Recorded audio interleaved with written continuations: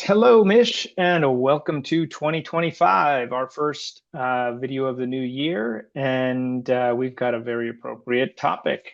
How'd your New Year start? Started great, actually. I've been personally was wonderful, and of course, coming back to the market behaving is even more wonderful. Yeah, I would second that. Was very happy to see the up move in the markets today from a calendar range January trend trade perspective, which we're going to talk about. Um, Today, let's go through the modern family from the perspective of the calendar ranges and the January trend trade in a way that we don't talk about publicly all that often. When you become a member, we teach you this, but if you're not a member, we just keep it simple and give you the big, most persuasive range, which is that big range. But there's another range, which is the first day, as you know about, and viewers can now see on my screen. And so if you look at the first day of January and then look for patterns around that, you can get a head start on what the year is going to do. So I thought if we go through and look at the modern family through that lens, that would give people a great second way to look at this rather unique and powerful indicator, which is getting off to a pretty good start. So I'll just quickly describe it, and then I'm going to turn it over to you, and we'll go through the modern family. So what I'm referring to is the first day of January. We're looking at the spies here, is your range. And then one of the patterns, and the most persuasive pattern, is to get a close outside of that range, which we got on Friday, and then a continue higher than the high of that day, which we got today, even closed higher. So this is about as nice a pattern as you can get without worrying about today's intraday pattern. And we got that on the spies. And then we look for it in other indexes for confirmation, and then across more industry groups. And of course, if you're trading individual stocks, you would look for it there as well. But we'll focus on the big picture today. So now that I just told everybody the secret, here it is again. Friday's first day, and then Thursday the first day, Friday close higher. Today we move higher. Perfect. So spies and Qs look great, but as you know, we were talking beforehand, IWM, not so much. All right, we just barely, I think, by pennies, so I wouldn't count it. Couldn't close above the first day, and then today we couldn't close again. Couldn't close above it again. So that's not what we want to see. And then finally, the Dow. From the index perspective, we haven't been able to get even close to closing above it. So two big indexes, yes, they're a go. The other one's neutral. So with that, let's take a look at the modern family and get your insight on the modern family and layer this in. So where do you want to start there? Well, before we start, I just want to say a couple of words about the sort of macro behind what you're seeing in the calendar ranges, because it really does make sense. And even before I get into that, people who have been watching me on the media, I haven't talked about the one-day range. I've only talked about the 6-month calendar range, which we know resets in 10 days. And I think we'll get a better idea of where the macro might be going in the first quarter. But coming back to what I wanted to say is, considering that the yields are still high, considering the market is still licking its wounds from Jerome Powell's December meeting where he talked about only 2 cuts in 2025, considering that the dollar has been strong, and considering that we almost had an interesting flip this morning when a story came out that Trump was going to be much softer on tariffs, and then he came out and denied that story. So the concern about tariffs. And of course, next week we have some really big numbers with back into the inflation numbers with PPI and CPI. It's no surprise that I have said publicly, and I know Geoff has written about in terms of the value growth, that these growth stocks, which are included in the SPY and the Qs, are somewhat impervious to everything that I just mentioned: interest rates, tariffs, possible higher inflation, stronger dollar, and so on. So I think it's really cool, in essence, that when the chart supports what we already see as the macro backdrop. So with that, of course, we do want to go on now and look at TLTs. I mean, if anything, using that calendar range, it broke down, not by much, but it broke down from the 1-day calendar range low. So there you go. So we still have a lot to reconcile as we get into this year. So I don't want people to think that in any way, shape, or form we think Qs are off and running for the rest of the year, SPYs are off and running in the rest of the year, and the small caps in the Dow are just going to have issues. We don't know. We don't really know that yet. Yeah, for sure. And this is the reason that we don't talk about this as much, because it really is for someone who's really in tune with it, and it's quicker. And it can flip more quickly. Gives you a heads up. But as soon as you said interest rates, it made me pull up the TLTs, because it's even more impressive actually that the markets have moved higher with the TLTs moving lower. But to your point, not surprising that IWM would be struggling when TLTs are not being helpful at all. So let's go from best to worst in terms of the 1-day calendar range with the family. So we can start with the best by far. I'm sure out there you can guess what that is, and that would be our sister semiconductors, SMH. Yeah. Go ahead. Well, I mean, this not only broke out on Friday, but it also had a nice gap open today, like what we saw in the SPY. And interesting, by the way, on the SPY also gapped up back above the 50-day moving average, where it closed below on Friday. But the semiconductors actually closed above the 50 on Friday and then got the follow through today. And you can see the great leadership.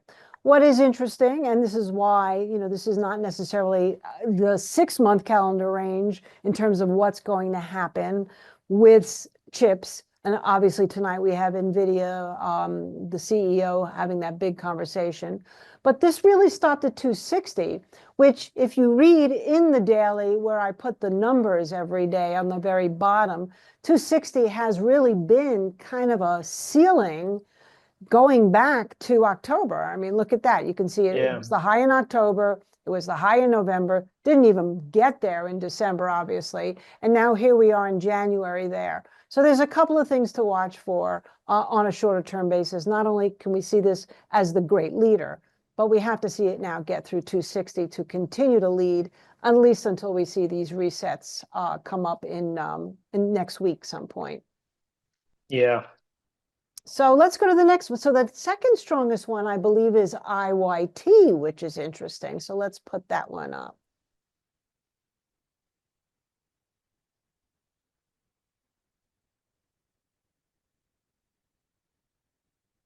Now, what's so interesting about IYT, look at that. It also kind of started breaking out on Friday.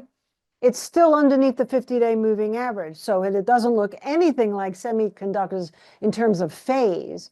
But as far as the 1-day range, it's gotten a nice pop. And I think Uber had a lot to do with that, by the way. Uber has been a big factor in IYT all of last year.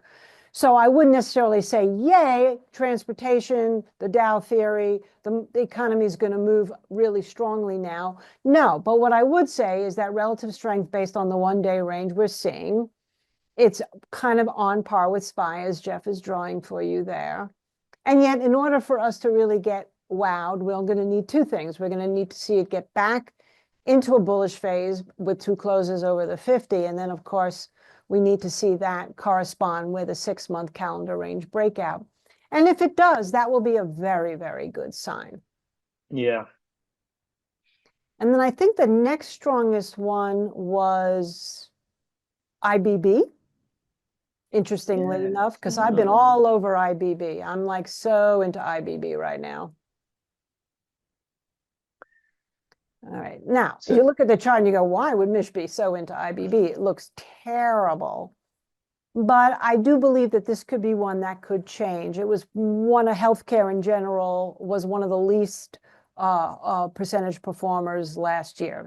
It was really bad and compared to everything else. But we've got a couple of reasons to think more positively for it. That doesn't mean every single stock within the basket of IBB, but we could start to see bigger moves up, not only as we're starting to see more viral things come out, but some of the companies are getting more into AI. I've got a really good list of stocks that are AI oriented in this sector. But at least we can see that it marginally on the 1-day calendar range. Yeah. But I've also been talking, somebody asked me on X last week, where would I buy IBB? And I said it would have to clear 135. So it kind of stopped right below 135 today. So I don't think we're quite there yet. And of course, it's going to have hurdles along the way. But I wouldn't worry about the past so much. I would worry about the present.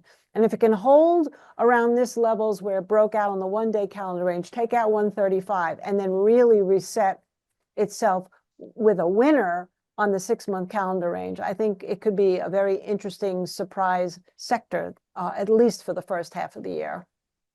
Yeah, before we jump off of this chart, this is a really good example of the phrase I like to use is if you can't draw what you're trying to say with a crayon, because it will mess up how precise you need to be, then I don't like to really give it too much thought. Like this is we saw good breaks with the spies and the Qs and SMHs. This isn't anything to write home about right now, but where the 1-day range comes into play is when you have some more history. If, as you just pointed out, if this continues to move higher, and then you look to see which ones move lower, then then you've got more of a big picture, and that's the crayon idea. Like if you can draw the picture, big picture, then give it more weight. Right now, definitely, I think it's a wait and see.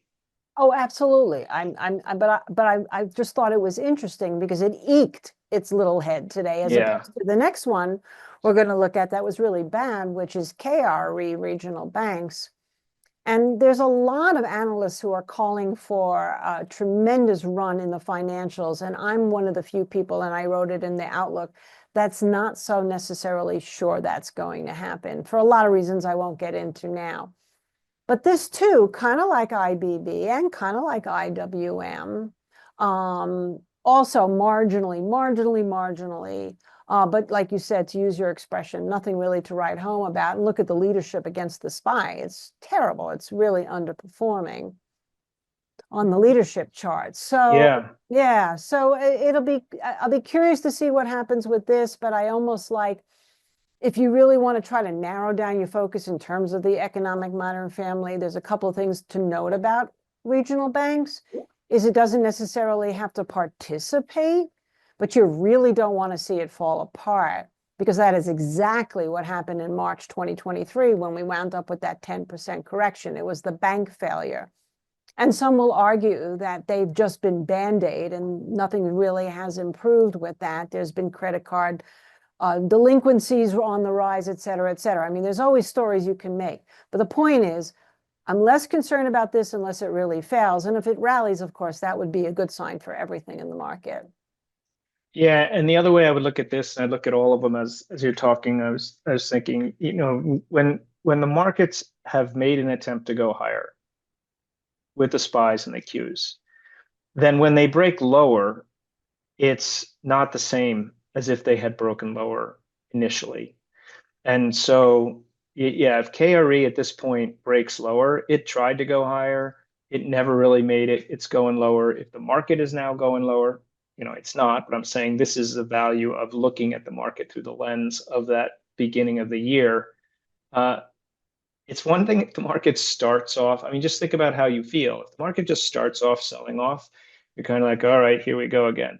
If it starts off with, hey, 2 or 3 days up, semis look great, Qs look okay, spies look good, but now you go down and now you're down on the year, I don't think it's the same emotionally.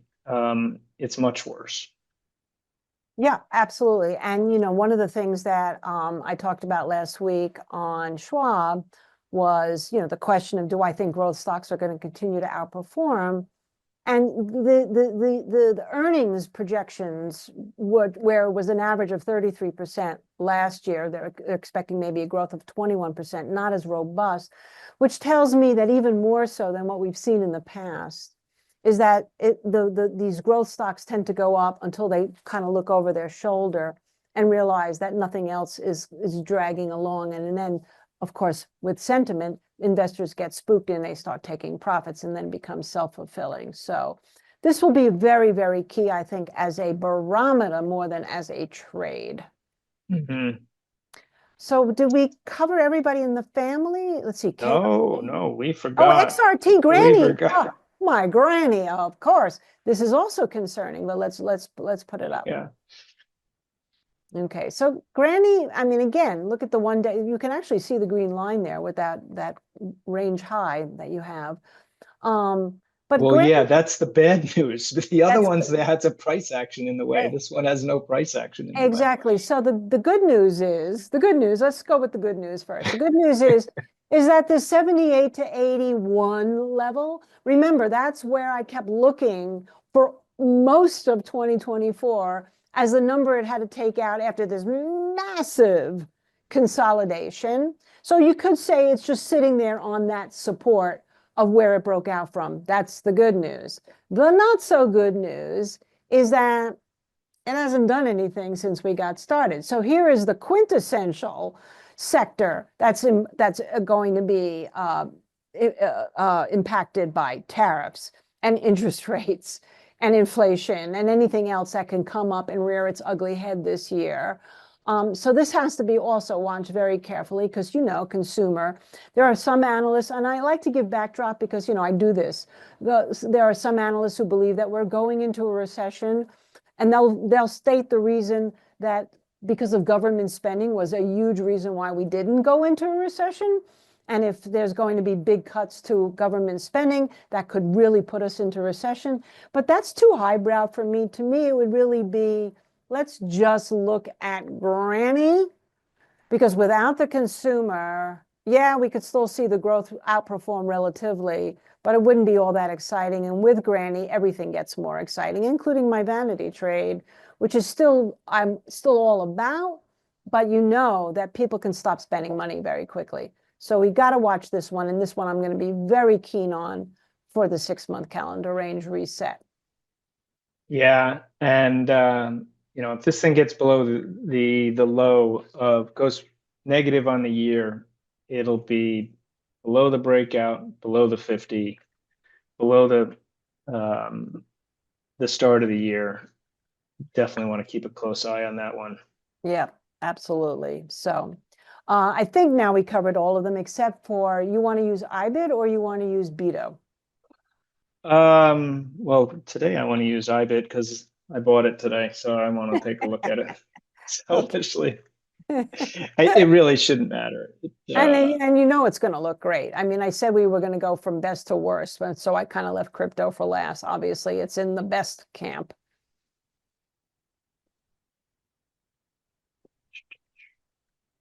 Okay, there you go. There you go. Look at how beautiful. So what do we get up to like 102,000 today in crypto? And I'm actually long Solana. I bought it at 190, right Christmas Eve day, thinking I must be nuts, but now I'm not so nuts because it went up to 220 today. I took a little bit of a profit. But Nice. yeah, no, that was good. That's personal, by the way. That's not for clients or customers or anything like that. I have my own little Coinbase wallet I like to play around with. But here is a classic outperforming the SPY, did well on Friday, is clearly in a good phase. And if you look at the December calendar range high, which it broke in, Yeah. I mean, July calendar range high, which it broke in December, it came back through it. So we often like to look back a little bit, so it's still relevant. And now also look where it stopped, though. So you do have some resistance. Do I think that crypto, I had made a call that it was going to go at the end of January to 130,000. Do I still believe that can happen? Absolutely. But it would be good to keep your eye on this as well. Yeah, I'm hoping it's going to get over this last little rally here, and then um, that should be the all clear. Right. But we have a lot of news out this week, as you pointed out. Jobs, Fed minutes, and then next week we've got inflation. So a lot of catalysts, but this is off to a great start on the new year, and that certainly from my perspective of the markets is what I care about most. Who's running and who's running and who's joining and how many. And Exactly. And who could turn out to be the anchor? That's a right. part of it. So, we're not going to cover individual stocks right now. Obviously, we'll do another podcast next week.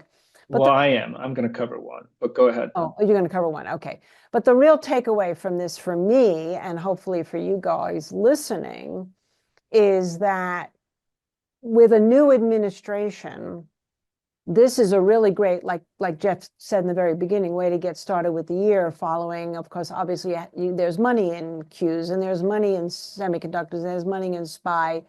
Maybe we'll see some money in transportation. Maybe we'll see some money in IWM, and obviously regional banks and Granny really have to prove themselves. And maybe for those areas, best to wait for the 6-month calendar range, but also try to put that in your mind along with, and it's a laundry list. It's pretty easy for anyone to follow of the things that the market needs to see. Inflation lower, interest rates not going much higher, manufacturing growing a little bit, tariffs not going to kill us.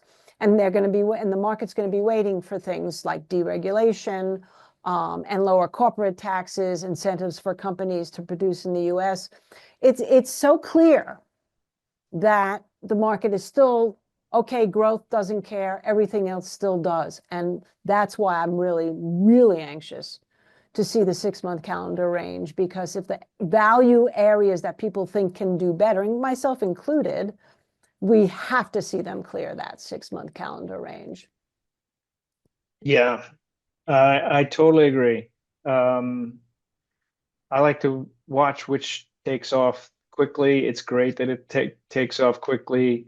But as I said earlier, the worst would be to take off quickly and then sputter Yeah, out. And right. that's where it's safer to be introducing people to this whole concept with the 6-month or the 10-day range than the quick one. It's easy to Well, get yeah. whacked. In Malaysia, they said to me, so are you suggesting that investors wait until that calendar range, she called it a trend trade because that's what I called it, to happen? I said, yeah, that is exactly what I'm saying. I mean, it's one thing if you're in a position, but if you really want to stop piling in your investments, wouldn't you want to wait to see how the market's going to react close to an inauguration and when Trump really does start taking over? Yeah. All So, right. Well, like I said, I have one. I'm not going to let you get away without at least mentioning the Rivian Vivian. for a couple of reasons. One, a shameless plug that if you haven't already gotten Mish's Outlook, go to marketgauge.com, Outlook 2025, and get her annual Outlook. Rivian was in it as one of the top 10 picks that she has in there. It's also part of one of the mega trends that's in there. So there's a ton of stuff in there. It's free. Go get it. We talked about Rivian before, and just wanted to highlight that it's taken off, right? 15 was a big swing number, so you haven't missed it. It could consolidate, and there's plenty of opportunity for it going forward. I said I only had one, but that just reminded me of the other one that we've talked about. No, SSYS. SSYS, which my dyslexia. Yeah. YS, yeah. This one had an interesting day today too. I don't know if you were watching this one, but I certainly am because I'm in it.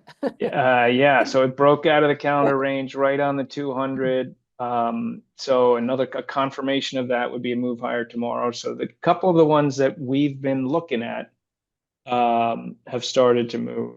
And look, Rivian was one of 10. I'm not going to tell you the other nine in the list. You'll have to go Mine get the figures report. out. And SSYS, I believe I included that. I'm not sure if I included it or not as an honorable mention. And read my daily tonight too, because one of my honorable mentions I feature in the daily today, which has absolutely nothing to do with stocks at all. It's a commodity. So yeah, that could be a game changer as well, food. So yeah, cool. Yeah, no, I think Rivian, my God, I talked about it everywhere. So thank God I looked pretty smart on Friday. I was very, very happy.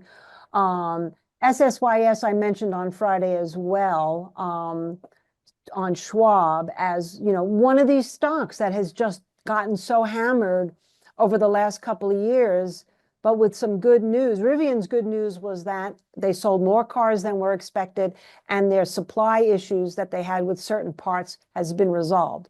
This has good news. SSYS good news is with the fact that it made this deal with NASCAR for all of the 3D printed parts that NASCAR cars will use will come from Stratasys, which is huge because I think NASCARs are like a pretty big deal. I can't say I'm a big NASCAR follower. Oh, it's huge. It's huge It's though. huge. I Right. mean, those races make the NFL look like a little league game. And that's crazy to me. Yeah. So there you go. So there's two that, the calendar range on the one day certainly cooperated. Two, it made me look pretty smart. Yay, your little Mish. And three is that we still have a 6-month calendar range to be looking at. And neither one of these, if they're really going to be good, you should worry that you miss the boat. Yeah, that's why I zoomed out. I mean, look at this chart.